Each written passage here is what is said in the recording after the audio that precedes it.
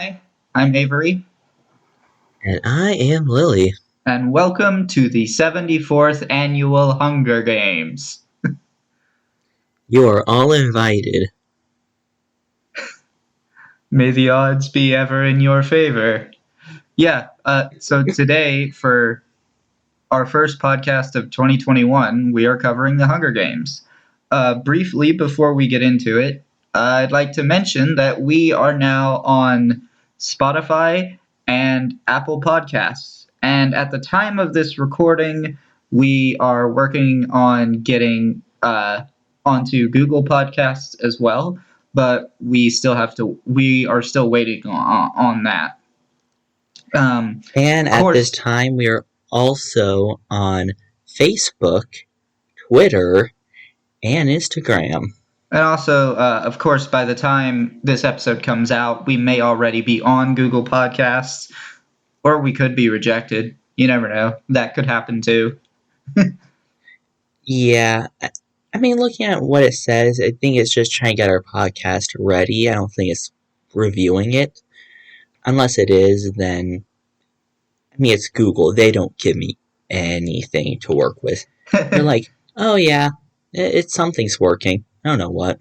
Yeah, but essentially, yeah, that's how things are right now.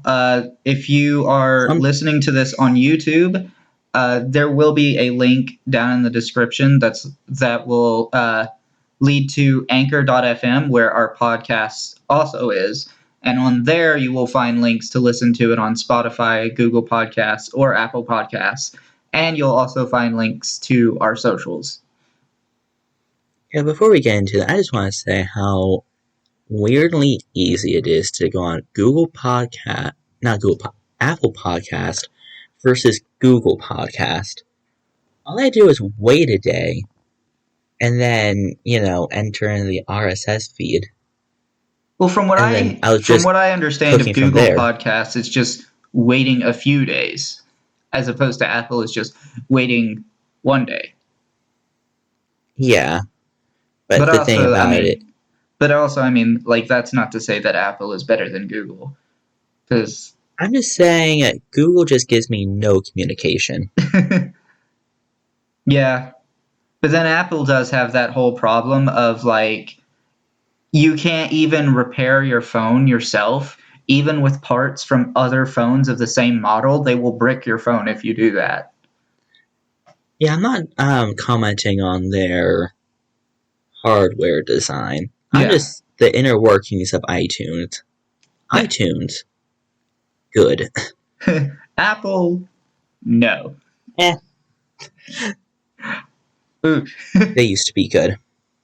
Did But this they? is not a tech podcast. Nope, it's certainly not. Instead, we're talking about The Hunger Games, the movie, which, like, honestly is probably one of the best book to movie adaptations ever made.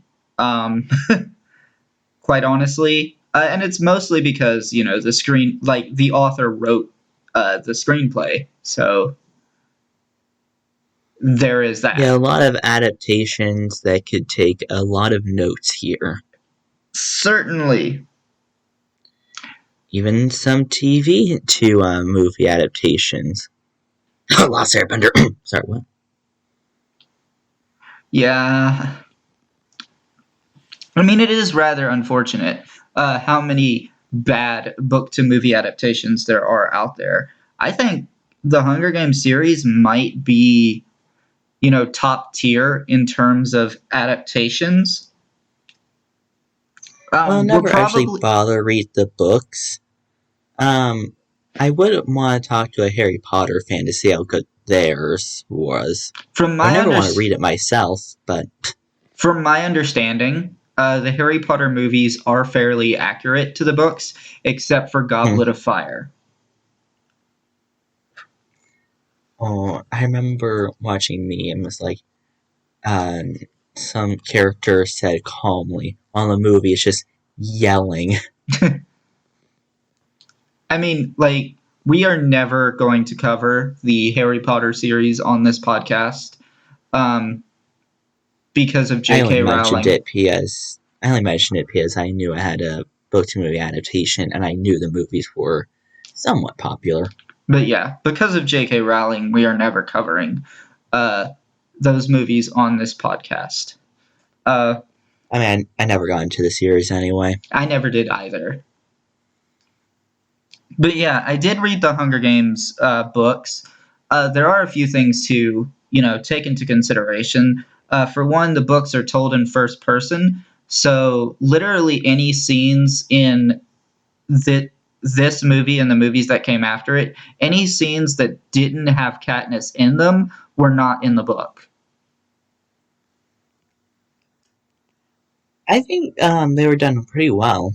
Yeah, like you could very well make an argument that these things happened anyway. We just didn't read about them, and it does help flesh things out a little bit. Um, Kind of like bonus scenes, you know? yeah, and speaking about Katniss, she's being played by Jennifer Lawrence, which is kind of a bit of a surprise because Jennifer Lawrence is not known for playing big roles per se, other than literally her two biggest roles are Katniss and Mystique from the X-Men series. Like those are her two So, a big person roles. I would never know. Yeah, and then we have Peter Millark.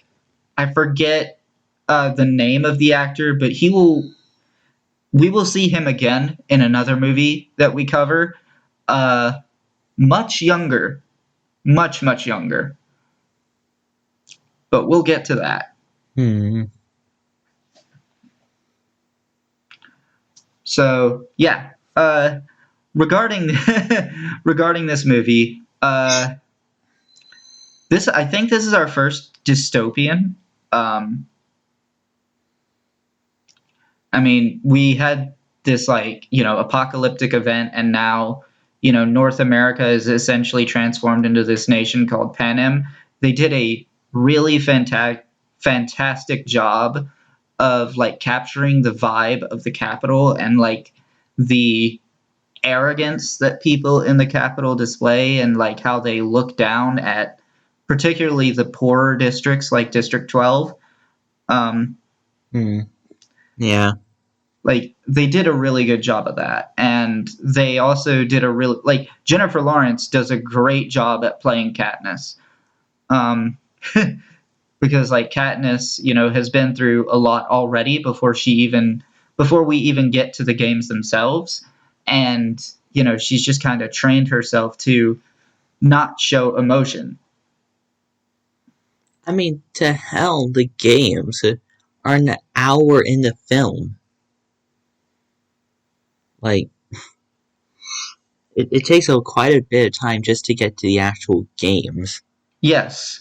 Um, and another thing too is I really appreciate uh, how this movie handles music because it uses music in places where it's really appropriate to use it, but then there's sometimes where there's no music and there's also no background noise whatsoever, particularly at the reaping. The reaping just is so unsettling because there's no music, nobody's talking, and like you hear loud and clear Prim's name being called out, and you hear all the screaming and the shouting, and we get the birth of the I volunteer meme. I feel like people meme that one a bit too hard because it is gut wrenching just watching it. God, what was that? What? Sorry, I'm trying to forget what moment you're talking about. When Katniss volunteers. Oh, yeah. Yeah, that. That moment has been memed to all hell. And I genuinely don't feel that it's meme worthy. Um, but that's just my personal take on it. Uh, And you know, another thing too, this movie has a lot of controversy surrounding it, and I think the controversy is kind of dumb because the So whole let's thing is hear it like, because I'm kind of interested. yeah, the whole thing is like there were people outraged because uh, it was glorifying kids killing kids, and that was horrible. And I'm like, you fucking dumbasses. That's the point. These kids are being forced to kill other kids, and that it's horrible. That's the entire point. Isn't Like, that, the entire genre? Dystopian future? You know, dystopian, I mean, like, meaning bad. the whole thing about this movie is like, it's showing someone who is, able to find compassion despite extremely, extremely bad circumstances. And Cinema Therapy has a great series on the psychology of Katniss Everdeen, and I highly recommend it. I went and watched the first episode before Hmm. I came here, and I didn't recommend you to watch it because it contains some spoilers for Catching Fire and for Mockingjay. Ah, that's why there wasn't any DM saying also watch this video as well. Yeah, so I will probably link the first part of the Cinema Therapy series down below. Uh, if you're listening to this on YouTube anyway. But yeah, they did a really good job with that, and they portrayed it very well. I think a lot of people kind of missed the point, and it's funny because years later we would get Joker, which kind of has the opposite. It kind of has sort of the same level of controversy, but with the opposite result, where in in this movie society is crumbling and Katniss refuses to crumble along with it, um, but in Joker society is crumbling and that leads to Joker crumbling along with it, and we will get to that movie eventually. It is currently in our wheel. could you Oh yeah, imagine I forgot about that. could you imagine if we spin the wheel at the end of this episode and it lands on Joker? 1 out of 19, baby. Yeah, I mean there's a 1 in 19 chance, so that would be amazing. I Here's want to move on to the influences of this movie. Or the book, the entire series. Yeah. So Because this holy shit. yeah, this series was like one of the first of like massively popular young adult dystopian trilogies. Of course, the movies there are four of them, but like in terms of the books, there were three, and a lot of course, Divergent, is heavily inspired by the Hunger Games, and I personally don't think it's as good, and I don't think we'll cover it. Um, but I've noticed there were lots of that, others yeah. that like there were so many other dystopian young adult trilogies coming out over and over and over again, and many of them Hmm. had really bad endings, and the Mockingjay even the Mockingjay book isn't really that great. It's still a satisfying conclusion. I do feel like the movies were better. Just in this case, it's one of the few cases where I feel Hmm. like a movie was better than the book. But eventually, people got tired of reading bad dystopians, and so the genre literally died. Hmm. How strange. Yeah. I'm gonna say something very weird. All right. But it didn't just like this series' influence didn't just stay with a movie and books. Because I also have some reason to believe that this could also have helped them a certain genre of video games, Battle Royale. That's possible, but then again, this movie is, well, sorry, this series is literally somewhat influenced by another thing called Battle Royale. Like an actual, I think it's a book. It might be a movie. Might be both. Where kids are also forced to kill other kids. Well, I say this because what probably influenced a lot of Battle Royale was probably from the freaking Minecraft Hunger Games. Weird to say, but that's kind of where I noticed everything kick off. Yeah, like certain Battle Royale games really have taken off. And I don't really like most of them, but the ones that are styled like Tetris 99 and Pac Man 99, I really do like those. Because they are Battle Royales, but they're also, still very much their own game. Mm-hmm. Like at the core, they're still very much, the original games they were based off of. And it's fun. And Super Mario Bros. 35 was another one. I say was because that game doesn't exist anymore. Rest in peace. And okay, very interesting to admit to, but I actually did used to play like the Minecraft Hunger Games. Oh my god. But yeah, okay. So we probably should get into like summarizing the plot. So obviously, like 2 hours spoilers worth. ahead. Um, but like we start off with like this text explaining, about how a war happened ages ago, and as penalty for their uprising, um, the 12 remaining districts um, would have to offer up one male and one female between the ages of 12 and 18 to fight each other to the death in an arena every year, and it would be known as the Hunger Games. Um, it's kind of a bizarre punishment, but I mean, we're really trying to focus hard on how do I describe it? A totalitarian, authoritarian government.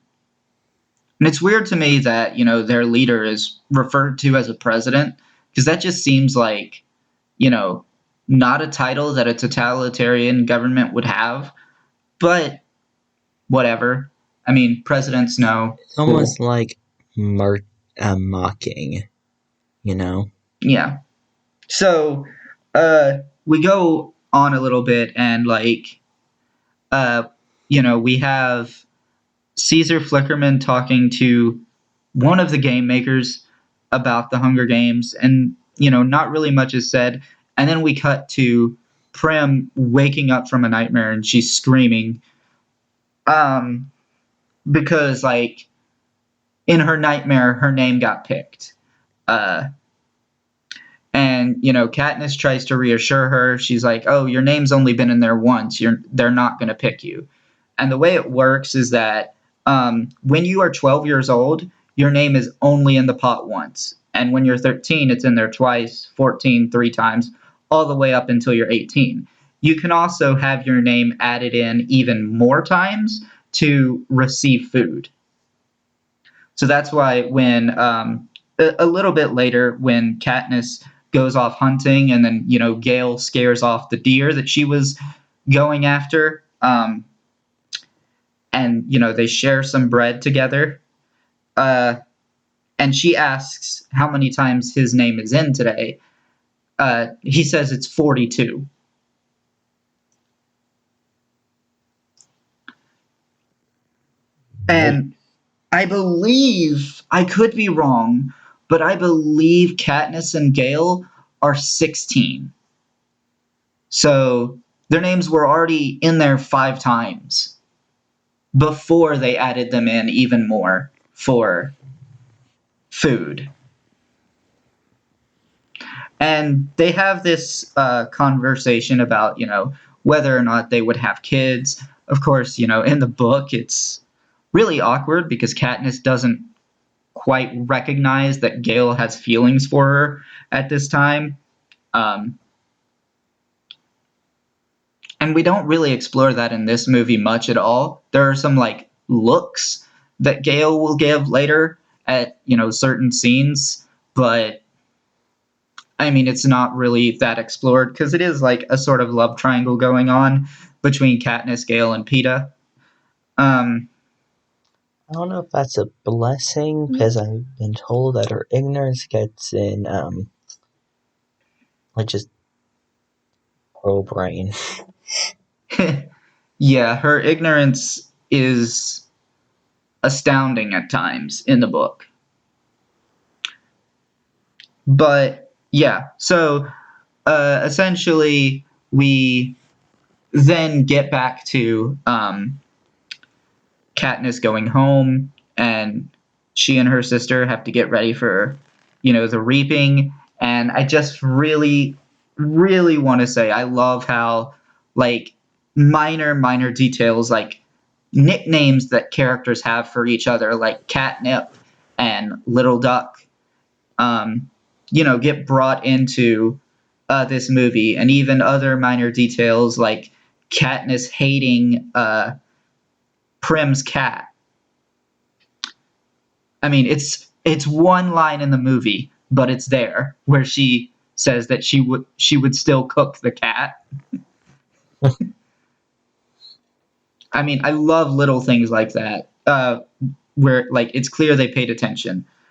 But a little bit earlier, Katniss was given a Mockingjay pin at what appears to be like a black market.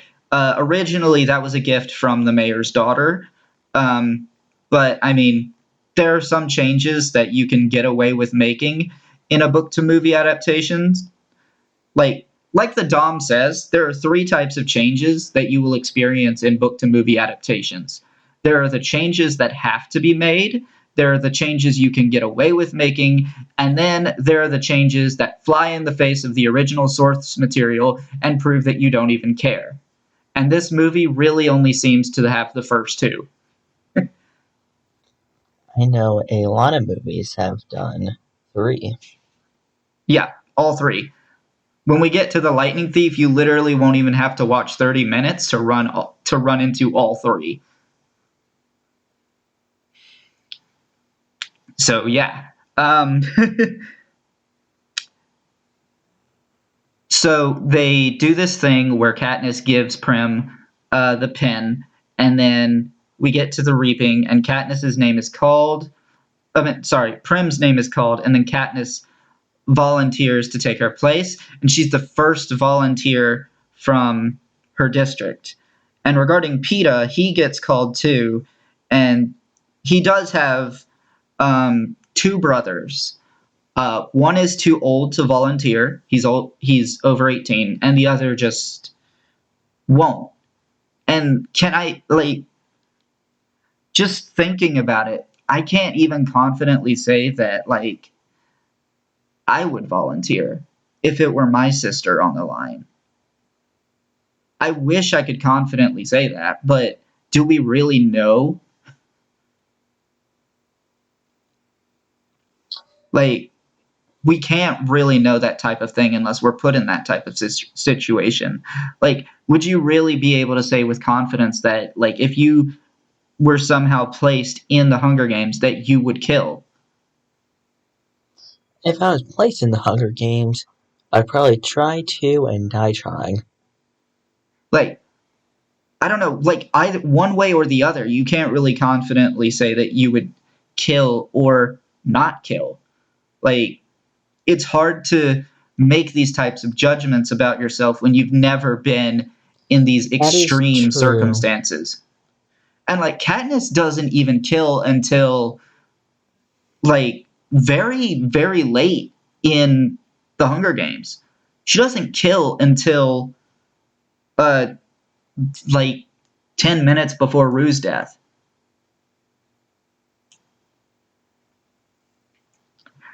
But yeah, we will get to that. So um Prim gives back the Mockingjay pin, and at this point, I do want to briefly talk about the significance of the Mockingjay. So, during the war, I guess Civil War of Panem, or whatever you want to call it, they didn't really name it. They just call it the Uprising, like all the time, or the Rebellion. They call it that too. Um, and essentially what the Capitol did was they made these, like they genetically engineered these birds called jabberjays that would that were capable of speaking and picking up on anything that anyone said and relaying it back. Uh, so they were used as spies for the Capitol. And eventually, after the war was over, they mated with mockingbirds, and their offspring became the mockingjays, which were no longer capable of human speech, but they could mimic any tune they heard. Which, by the way, this entire series, I haven't watched the other two movies. I'm just assuming this entire series is science gone too far. Yeah, certainly. And we'll talk about that briefly when we discuss the arena. But for now, let's just get back into it a little bit. We then have Peeta and Katniss, get on this train, and they are being taken to the capital. Hamish Abernathy was a previous victor from District 12, and he uh, he's supposed to be their mentor because you're actually kind of forced into that if you're the only one. And we'll learn later, but he has been doing this for 24 years. So you can see why he's drunk as fuck all the time. Because imagine going through this years and years and years over and over, mentoring kids, and they all end up dying. Because, Prim has her name called out, and to her, that's a death sentence. When Katniss volunteers, to her, that's a death sentence. And, we go through this whole montage of, different train experience, different experiences on the train. They get to, well, I think it's on the train when we get the reveal that Peeta's mom says that she thinks District 12 might finally have a winner, and she wasn't even talking about him. She was talking about Katniss. I mean, that bow skills. Yeah, but that is a massive ouch. It's mm.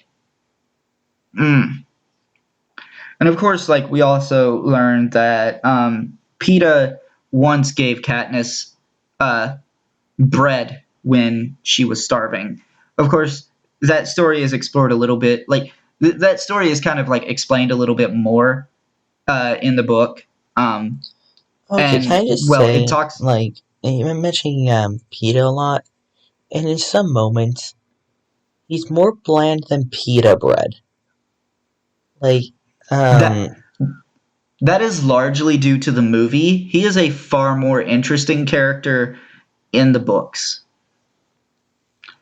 And also, I there's think you nothing. might enjoy Peeta a lot more in the next movies. Yeah, there's nothing terrible about him.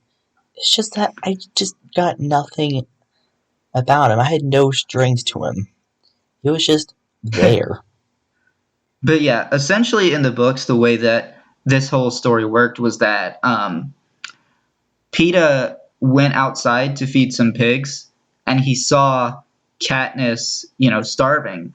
So he goes back inside and burns some bread on purpose, because he knows his parents will force him to throw it out. He makes sure it's still, at least some of it is still edible, with the way that he burns it, and he throws it to Katniss. And it's that bread literally kept her alive. Hmm.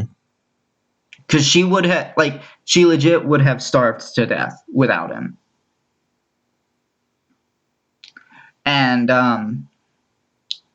yeah, so we get to the Capitol, and I forget where was the training first or were the interviews first? Well, actually, maybe before that, we should talk about Senna. Senna Yeah, is one of the great characters of this movie, and like they introduce, like he is essentially the I forget what his title is in the book, but essentially he's the costume designer for Katniss. And he comes up with the idea to basically make Peeta and Katniss the Coal, because usually the characters like show up in this like parade with like clothes from their district, and usually District 12, like they're always wearing coal miner uniforms, but instead he wants to make them the coal and like light them on fire and stuff to kind of like make a statement. And they made something you all know, right. yeah, and that goes over really well. And then after that, we either get the training or the interviews, and I can't remember which one happens first. I think I it's the believe we. interviews. I want to say the training, interviews, and then more training. It doesn't matter either way. Yeah. So, I mean, at any rate, the big training events like happen later, but it is during the training where we meet the other, like where we see most of the other tributes, including Rue, though, like she doesn't really speak until later. Um, but we get to these interviews, and Katniss, I would say Katniss does a fair job in the interview. They bring in Peeta, and Peeta, like, I am so glad they kept the bit where Peeta and Caesar, sniff each other to see if they smell like roses. Like that was in the book, and That's I actually in the love that book. that bit was kept. Yes, I find that extremely funny. yeah, it was pretty funny. I just And then imagine the director's room where they told the actors like you have to sniff them. It's like, well, accuracy to the book. This was in the book. The fuck you saying this? The fuck? yeah, but essentially, like this is the moment where Peeta reveals that like he has had a crush on Katniss forever, and Katniss at first thinks he's lying about it. Eventually, she'll kind of realize that he was telling the truth, um, but she won't really. For pretty much all of this movie, and for most of the first book, she doesn't quite recognize that she has feelings for him too. Um, and we'll get to that in a bit. Well, closer to the end, but we'll get to that. Um, so we then have these private training sessions where the game makers will analyze the skills of each character, yeah, and basically rank them on a score from 1 to 12 about how likely they are to survive. And the highest anybody has ever scored, at least I think this is accurate, I think the highest anybody had ever scored before this year was a 10. And it's kind of impressive to see some of the scores. Your, Rue manages to pull out a 7. Peeta pulls out an 8, and then they rank Katniss at 11. Okay, but And the reason let's this score backtrack. matters so much is like for sponsors. Like Hmm. sponsors are more likely to, donate food, supplies, medicine, whatever to someone with a higher score. But then at the same time, someone with a higher score is a bigger target in the arena as well. Hmm. But can we So talk about what Katniss did during the training? That was yeah, so badass. like um so regarding, her, she goes and picks up the bow, and because it's not her bow and it's made of different materials, and like she's not used to the materials that it's made out of, she misses her first shot, and they stop paying attention to her immediately. And even give And off so a they don't laugh. notice. Yeah, they don't notice her second shot where she gets a bullseye. So And so she she, does like what any reasonable thing. Like, this is the most obvious conclusion what you do. You snipe an apple from one of their hands. it wasn't in their hand. I believe Oh, it was okay. in, yeah. If I remember correctly, it was in the roasted pig's mouth. That's even more impressive. Yeah, Obviously, everyone paid attention after that. yeah, and they ended up giving her, that score of 11, which is big for sponsors, but bad news for her in the arena. I forgot Um, who was that person that was like the bitching, and then the mentor is like, nice. yes, so Effie Trinket is the woman you were talking about, and they portrayed her really well in this movie. I I kind of love the wish we powder. got more of you know, Katniss's feelings toward her in the movie, because like in the book there's actually a bit of character development there where Katniss initially hates her, but then later grows to like her a little bit, because she realizes that like she really does mean well. She's just, kind of blind to reality. And I think after this, I mean, I think a little bit here and a little bit before, I really did start to like the mentor character. Yeah, Haymitch is kind of great, honestly. Um, so then after this, we sort of get the last little moment between Peeta and Katniss before they go into the arena. And originally, this conversation happened on the roof, not, at the window. But I mean, that's one of those changes you can get away with making. Um, and we get the whole talk of like, Peeta not wanting the games to change him, and like talking about he's sure that he would kill when the time came.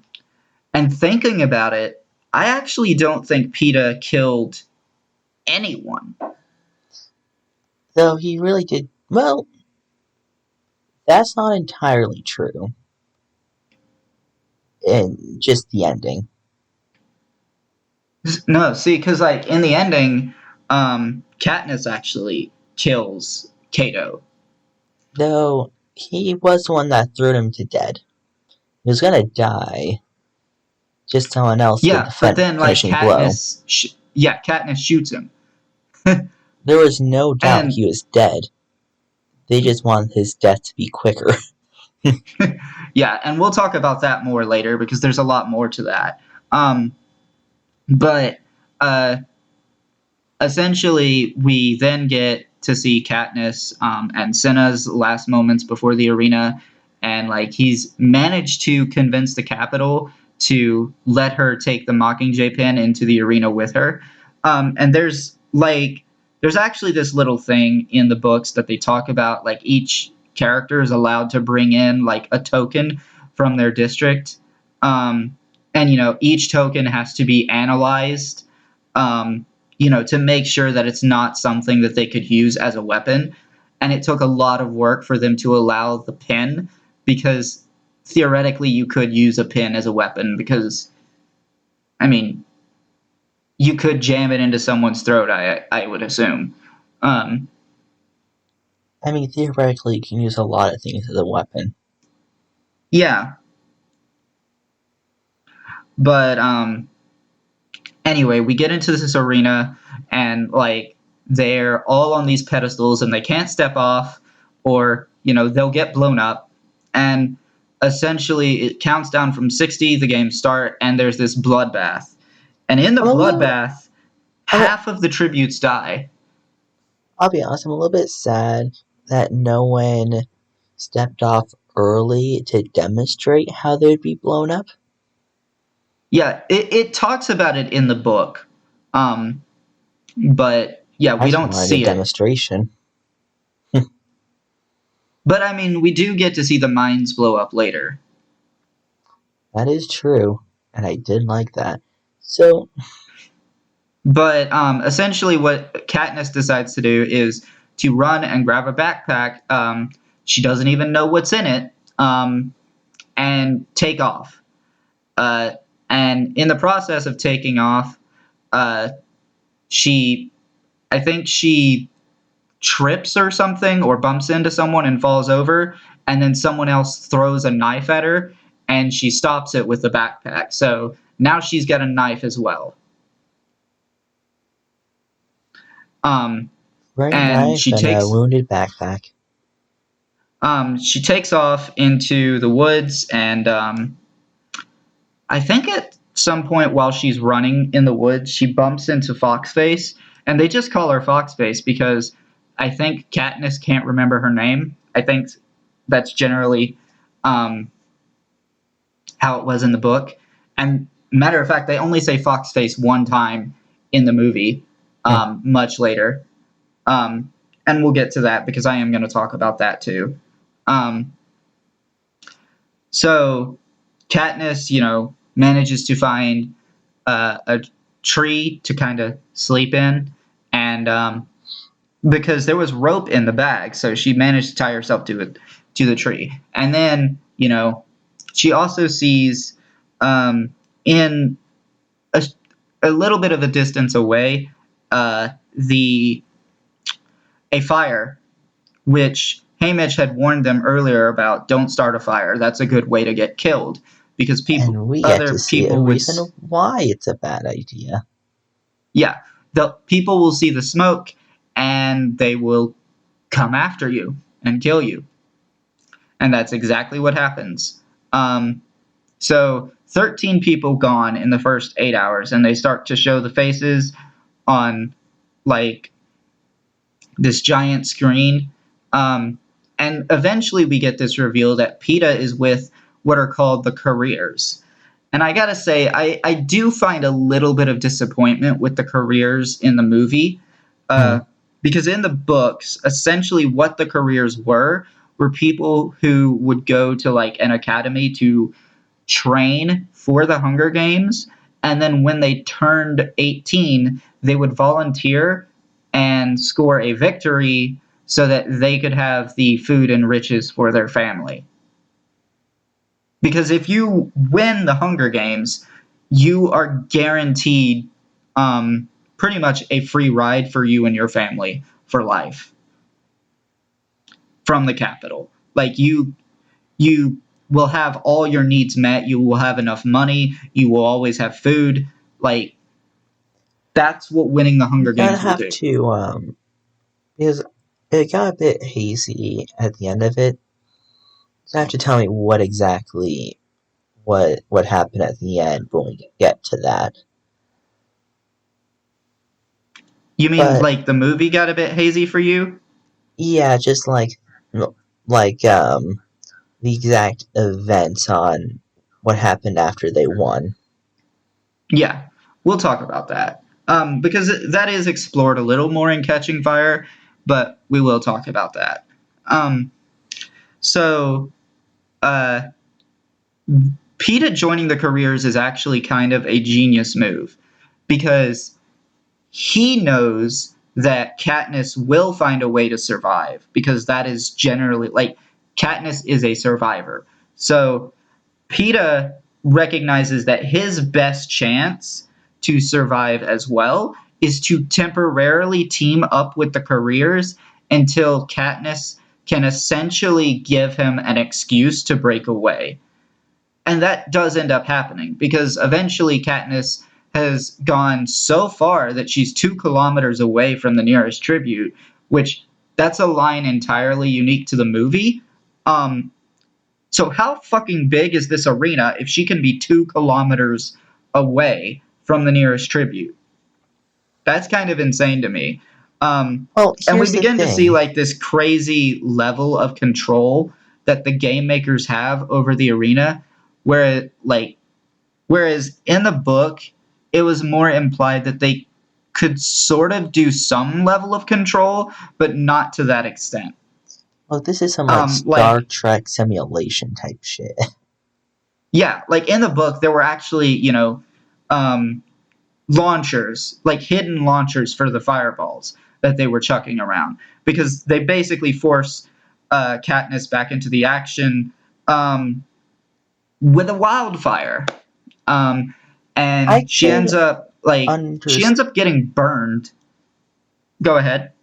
I can understand why they made this change. Probably because, you know, in a book they can just say, "Oh, this happened." In the movie, they would have to show it happening, and I think it'd be harder to show like hidden cannons rather than the game makers have so much power control. They can just summon fireballs because they freaking feel like it.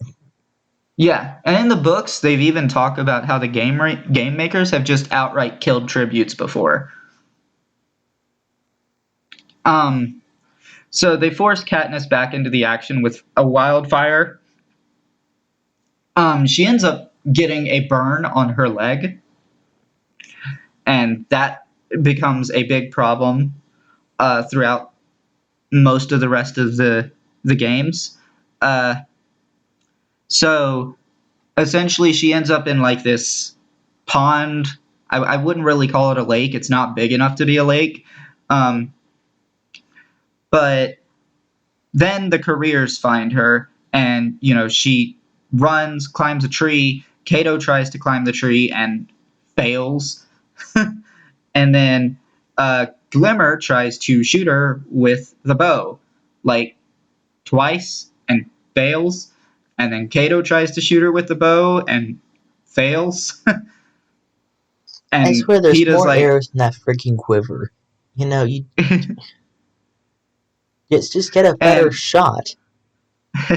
and Peta is like, we could just wait her out. Like she'll have to come down anyway. It's that or starve. And at this point, like he knows that she will figure out a way to get out of this. Um, and she actually doesn't. It's Rue who shows up and points out the Tracker Jacker nest, and um, the Tracker Jackers in the book are explained with Katniss's inner monologue, but you can't really have that in a movie. So they used Caesar and I believe it's Seneca Crane to explain it. Now, let me get this clear. Whoever the frick genetically modified wasps, they are getting way deeper than hell. Like, if there's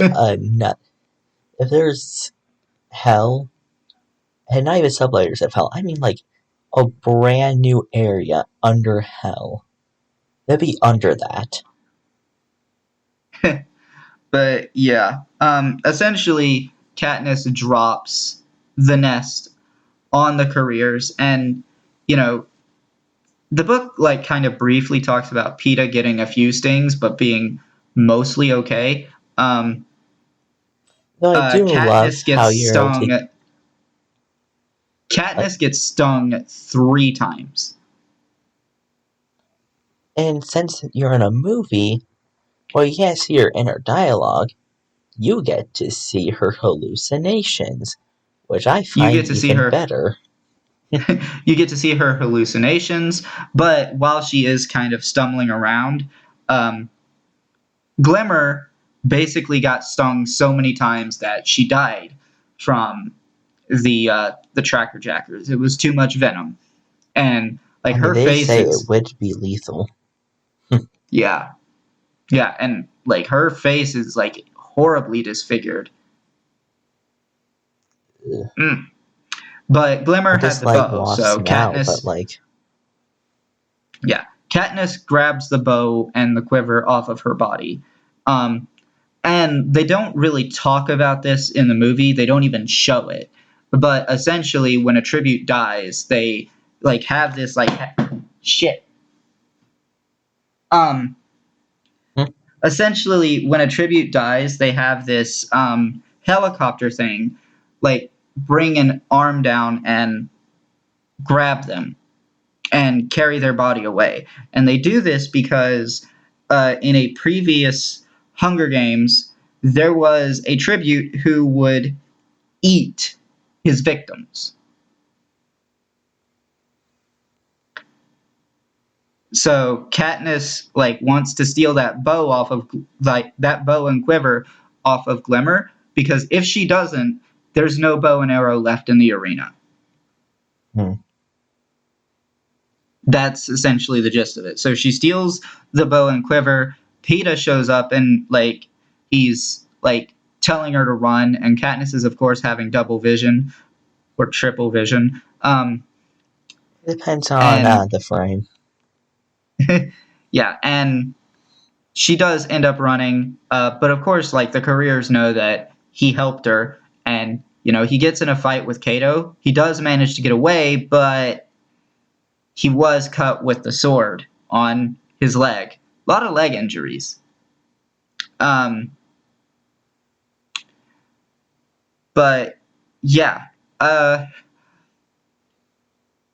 at, we then see Katniss like the venom eventually gets to her and she passes out.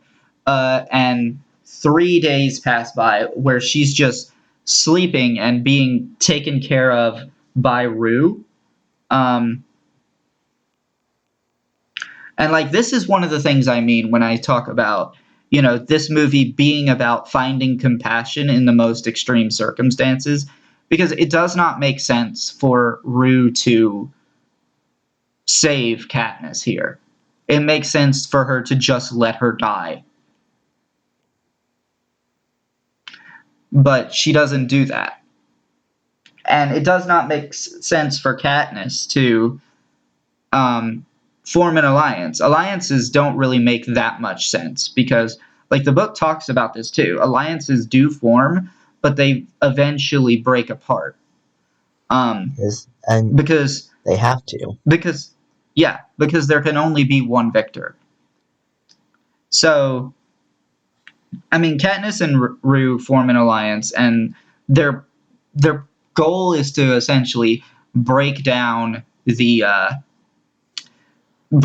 careers. And I mean, part of the reason for this alliance is like Rue is literally 12. She is Prim's age, so she reminds Katniss a lot of Prim, and they use the Mockingjays to try to communicate with each other, but essentially their plan is, oh, we're going to light these decoy fires to lure them away from their supplies. And then we're going to, they were going to either steal the supplies or destroy them. Those were their two options. And then we actually see how Foxface is doing during this whole thing because Foxface is very clever. Like her entire thing is like she sneaks in, steals what she needs, and dips.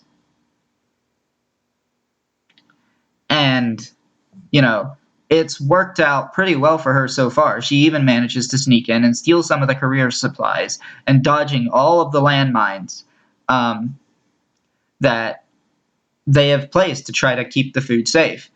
And Katniss sees this and is like, "Oh, okay," and notices a bag of apples. So she takes her bow and she fires off an arrow at the bag of apples and cuts the top of it, so nothing spills out. So she then fires another arrow and cuts the bottom of it, and then the apples spill out and land on the mines and blow everything up. And the And guy they then, had, yeah, the careers show back up, and the guy they had guarding it is like, I don't know what happened, and they kill him. and that was just a swift motion of disarm, dead. Yeah. And then Katniss, like, on her way to find Rue, um, hears Rue's scream, and it turns out Rue has been entangled in her trap. She cuts her out of the trap, and then um, I forget what district this boy is from, but this is Katniss's first kill. And I actually think she only killed 2 people in the entire Hunger Games. She kills this guy, but before he dies, he manages to throw a spear right through Rue's gut.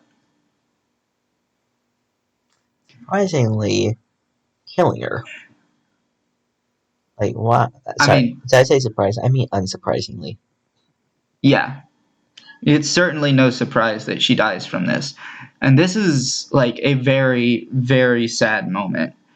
And like after Katniss is done grieving, um, she picks a bunch of flowers. They're white flowers, and like puts them all over Rue's body. And this has a lot more significance in the book because of that helicopter thing that I was telling you about. Mm-hmm. Those parts where they're lifting the body away are televised. And um,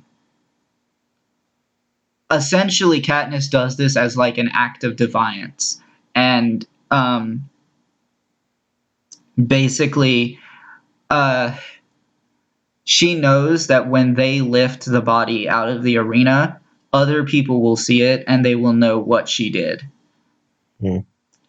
And we see her doing a cultural, kind of a cultural sign um, into a camera, and we cut to District 11, which is Rue's district, and a huge riot breaks out.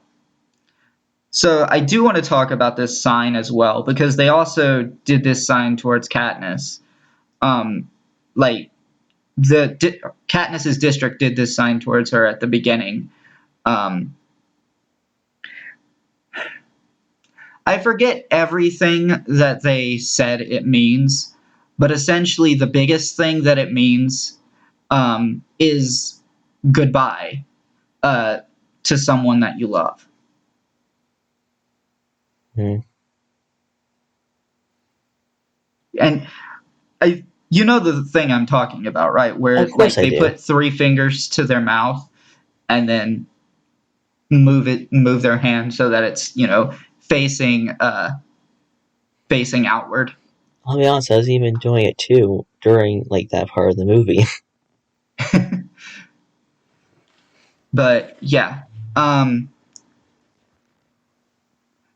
because of this riot in District 11, the Capitol kind of has to get the masses to root for something. And Haymitch recognizes this, and he's like talking with Seneca Crane to try to get them to like not just kill Katniss outright, which this isn't really, discussed in the book, but it is a great way to help with, characterizing the Capitol in a sort of way. Because they can't risk another rebellion and they don't want a martyr. If they killed Katniss outright, she would just become a martyr. And Rue is already almost a martyr herself. So instead, what they do is like give them something to root for, which is a love story. So they do this whole thing where now 2 victors can be crowned if they both originate from the same district. And now, here's the message of the day. Bullshit.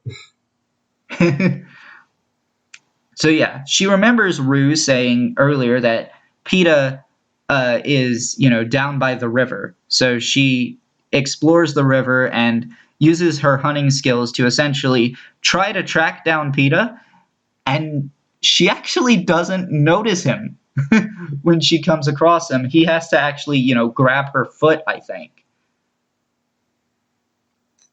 Seems right. And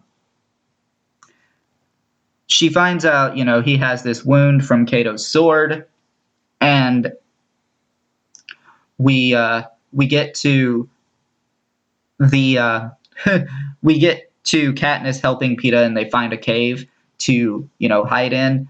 And this is sort of where they start getting a lot more sponsor gifts. Yes, But that seems to happen a eventually, lot lately. yeah, they're camping around in this cave for a while. And eventually, they're the only team left. And we're down to only 4 districts left in the Hunger Games.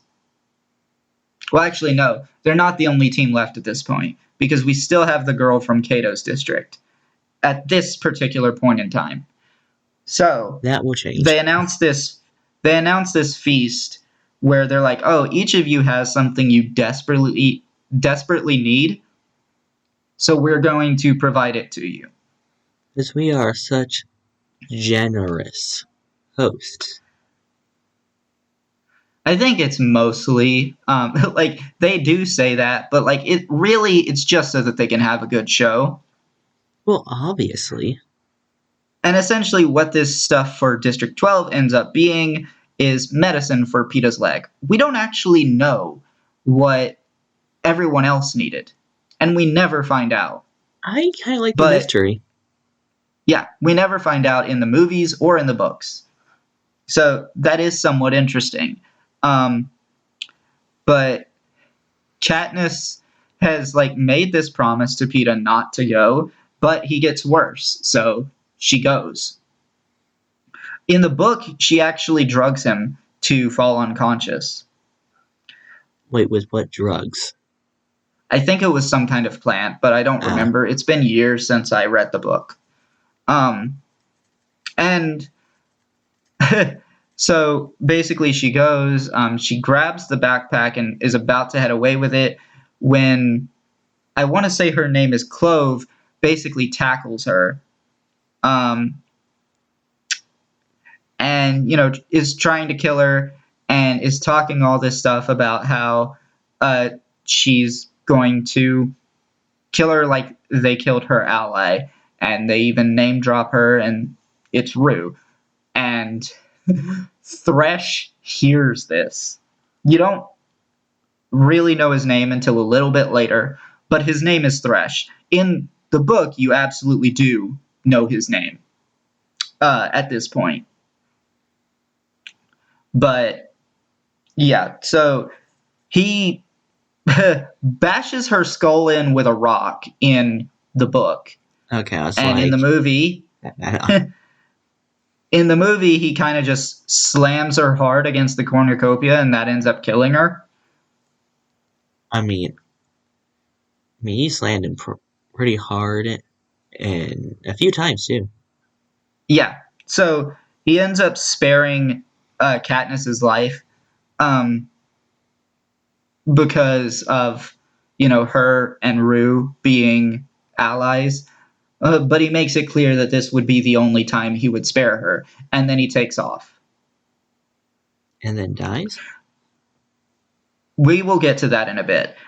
We go back to the cave, and Katniss arrives there, and PETA is upset with her for going, and she ended up with a cut on her head. They both apply the medicine to each other, and somehow, miraculously, overnight, it ends up almost completely healing them. Modern medicine. Ooh. Yeah, and PETA is now in walking condition. So they go out, they go to hunt food because they need food. And there's this funny joke about that PETA does where he's like, "Oh, I'll take the bow." That was in the book too. But yeah. So essentially, the hosts decide there was just too much peace here. So they decide making nightmares.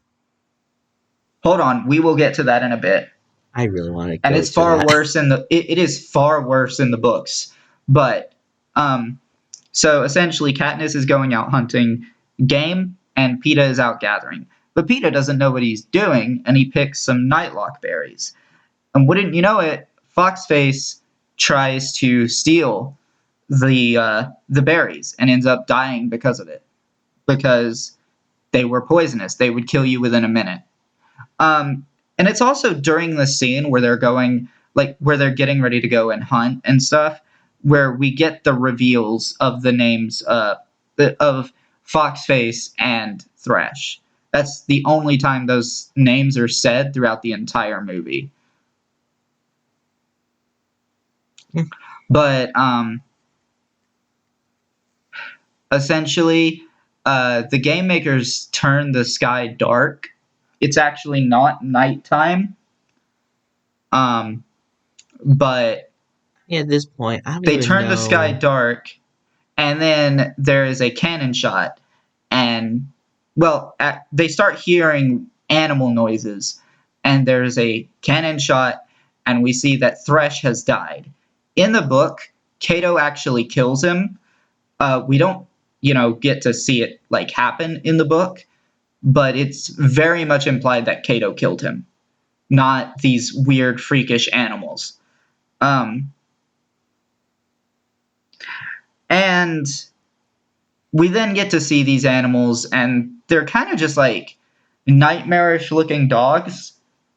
In the book, they actually had the eyes of the other tributes.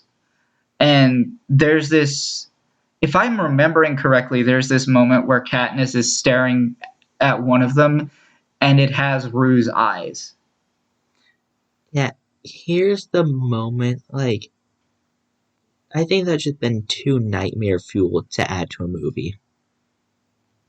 They already It added. also would be incredibly difficult to add that Oh, sort of thing that to a movie and definitely have the it come across CGI really would well. be yikes. Yeah, but it wasn't enough to make these things, like the Dom said, it wasn't enough to make these things physically horrifying. They had to be psychologically damaging as well. But Because this is the Hunger Games. Now starve. yep, pretty much. And the dogs end up chasing Peeta and Katniss to the cornucopia where they manage to climb up. They can't get the dogs can't get up themselves, but surprise, Cato's there too. I have And to be honest, I really like this fight moment. We're trying to get, uh each, each other off the edge. yeah, so I actually don't like the fights in this movie. Um, I particularly like this one. I don't really like any other. This one is one if I had to say all the fights I like, this is like my favorite. Particularly a lot of this movie does have some really good direction, but then there are moments where I question the directing choices. Um, and particularly there's a lot of the shaky cam and really quick cuts during fight scenes where I feel like you're doing it so much that I can't tell what's happening. And a Mhm. lot of other people had this problem. But essentially, it gets to a point where Kato has got Peeta in a headlock, and if Katniss shoots him, Peeta is going to fall with him as well. And what I And like in this moment, I even rewatched it a little bit to see the hand gestures. The Pia was totally gesturing to the hand. yeah, Peeta was like poking at the hand. In the book, he actually draws an X on his hand, and Katniss shoots. Essentially, Peeta's like, you shoot him in the hand, and I've got it. Um, And that's exactly what and happened.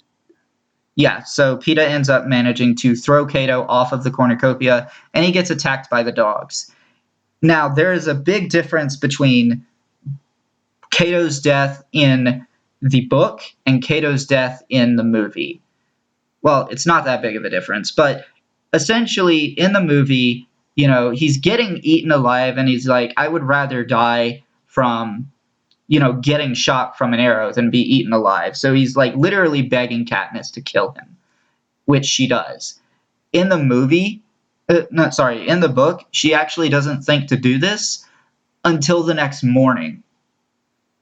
Because, like, he's still alive getting eaten Ouch. all through the night That is some and into torture. and into the morning. And Peeta and Katniss have been just sitting on top of the cornucopia all night waiting. But yeah, And after we interrupt this broadcast with a special announcement. Bullshit. Hey, by the way, kill each other. yeah, it's like, and there's this moment in the book where Katniss is a little bit cynical and suspects that Peeta might kill her, but then Peeta's like, no, you kill me yourself, and they have to have their victor, and Katniss is like, no, they don't, and they essentially threaten a double suicide, which to the Capitol it would make them martyrs. Um, and it would cause massive issues for them. It would cause another uprising. It's too bad that there was going to be an uprising anyway. Foreshadow report. um, but yeah, they put a stop to them, almost killing themselves, and they're declared the winners. Okay, actually, okay, I didn't want to stop. P.S. I can pick up all the pieces, like, from just context clues, but in this special instance, I need to ask, when the world's a mortar? Mortis? A A martyr? mortar. Yeah, No, not a mortar, a martyr. sorry, A a martyr martyr. is essentially someone who dies and their death incites a rebellion. Ah, Basically. okay, thank you. Anyway, carry on. But yeah.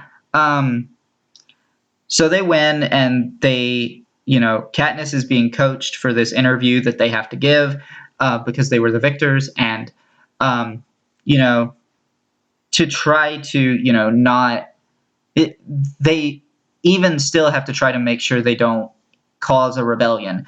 And so basically, Haymitch tells her that she has to tell the masses that, the reason she did what she did was because she was so in love with Peeta that the thought of not being with him was unthinkable. And not for the actual reason of they won't get their fucking ending. Yeah. And eventually we start traveling back to District 12, and it is on this train that they are traveling back to District 12 with, where Peeta learns that a good chunk of that where Peeta learns that some of what Katniss was doing in the arena was just acting. And we get home and we see everybody cheering for her and for Peeta, of course.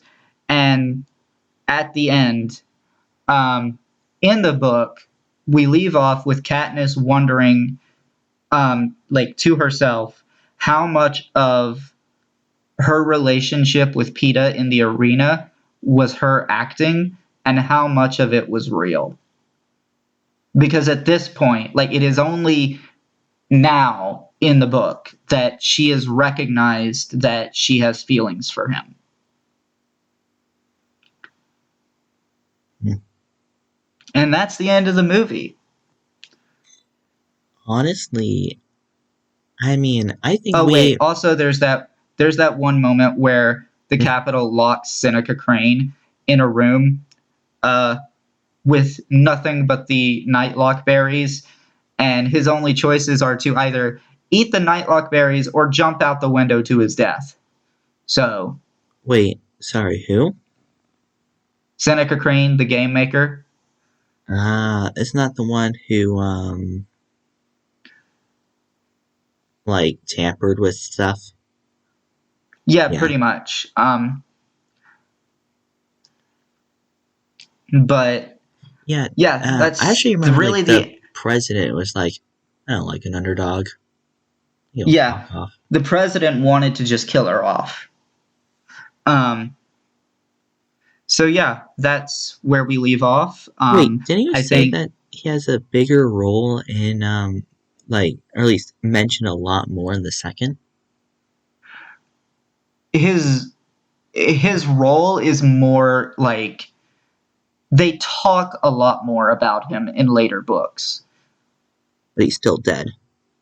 Yeah, Okay, just backtracking there. yeah. So that's kind of where we're left off with. We'll pick up later with Catching Fire. Um, but for now, do you have anything that you would like to add yourself? Honestly, I think. I mean, this has actually been one of our longer podcasts.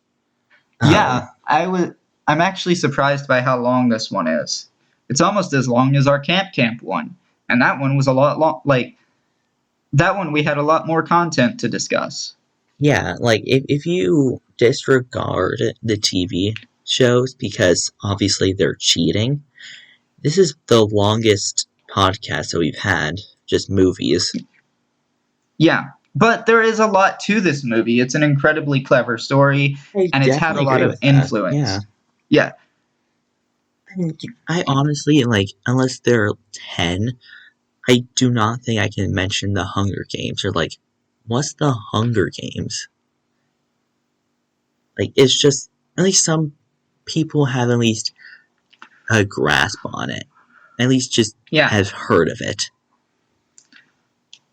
So, um, I do want to add that like I read these books a little bit before the first movie was made.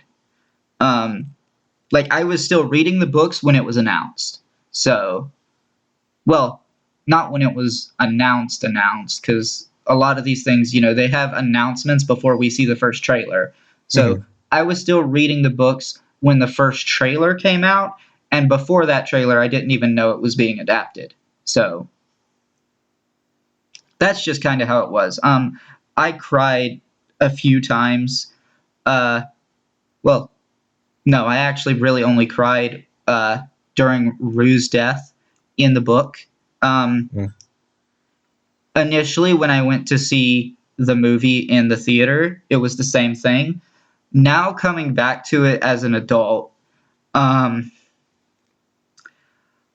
I cried during the beginning scene where Katniss is comforting Prim. I cried during the reaping. I cried during Aru's death. I think that might be it. I cried a lot more than I There's did when I only was younger because, the, like, yeah. just hold on a second, Okay, please. I'll wait. Yeah, I cried a lot more now, like as an adult, than I did when I was a teenager because now I understand like how the psychology of different like I understand a lot more about psychology in general and a Hmm. lot more about humanity, I guess. And I by no means am a student of psychology, and cinema therapy goes into great detail about Oh, the frick. psychology of Katniss. What? Speaking about cinema therapy, My Neighbor Totoro. Yeah, I was going to mention that. After our episode on My Neighbor Totoro, they did an episode on it as well, and they go more in depth about some of the things we only briefly touched on in our podcast. So definitely go give them a watch. I mean, it makes sense, you know. They're like the best duo ever, and we're amateurs. I mean, I don't know if they're the best duo ever, but they are certainly a great duo. I mean, And I their have been professions watching their are channel. interesting. Yeah, and I've been watching their channel for a while. So yeah, so Back on uh, like the crying, it's funny. there's only been I don't actually cry for events or anything like that. It's music. Like, sad music that accompanies, sad scenes. That's what gets me.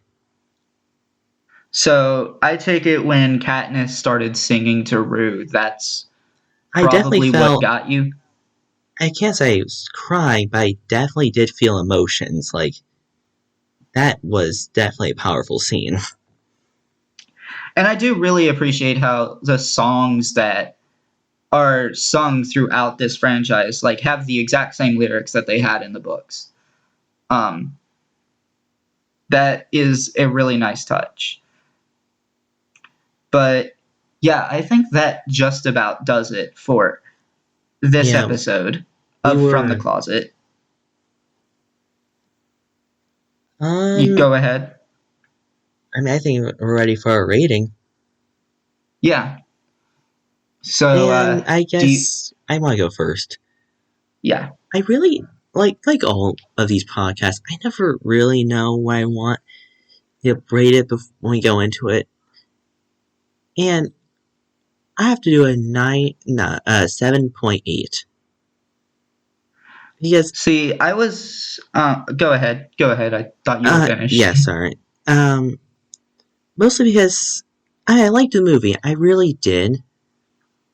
But at the same time, there's also, because in my mind, I feel like it was incomplete, Like, it's obviously setting up for sequels. So, to me, I'm waiting for it to be, like, where's this story going next?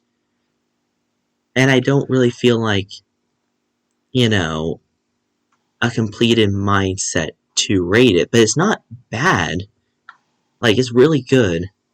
I just wouldn't put it up there in my, like, top tens or until I get to see how it climaxes.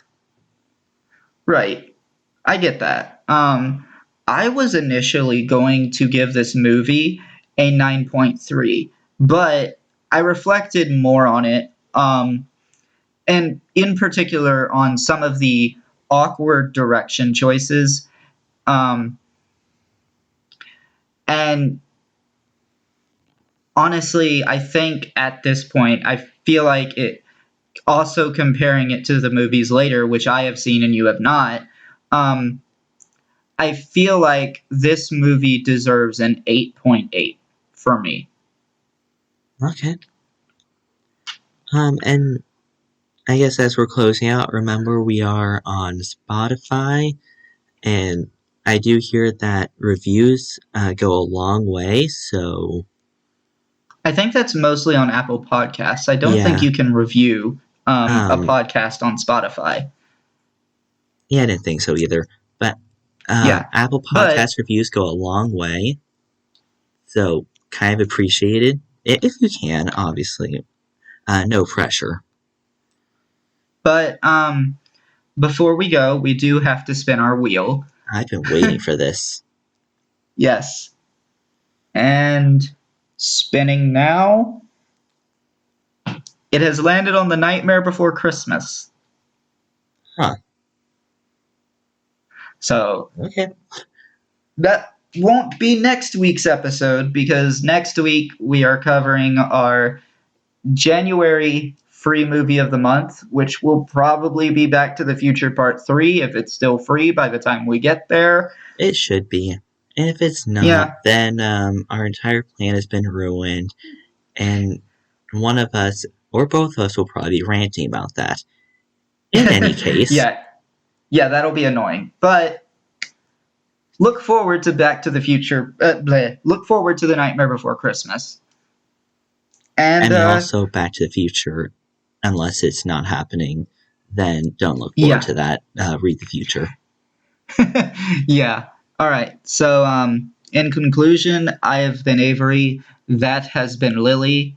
And may the odds be ever in your favor.